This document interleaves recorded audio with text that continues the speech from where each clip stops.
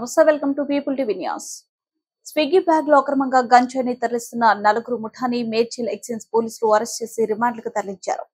Medchal excise police station పరిధి check post లో విశ్వసనీయ సమాచారం మేరకు అక్రమంగా స్విగ్గీ బ్యాగ్ లో స్కూటీపై గంజాయిని తరలిస్తున్న వారిని పోలీసులు వాహనాలు తనిఖీలు చేస్తున్న సమయంలో పట్టుబడ్డారు. అనంతరం వారి వద్ద నుండి 13 కేజీల గంజాయి స్వాధీనం చేసుకున్నారు. వారిని అరెస్ట్ చేసి రిమాండ్ కి తరలించినట్లు ఎక్సైజ్ ఇన్స్పెక్టర్ నవనీత వెల్లడించారు. నిందితుల వద్ద నుండి 13 కేజీల గంజాయి, 4 మొబైల్ ఫోన్లు, ఒక స్కూటీని స్వాధీనం చేసుకున్నామని ఎక్సైజ్ అధికారులు తెలిపారు.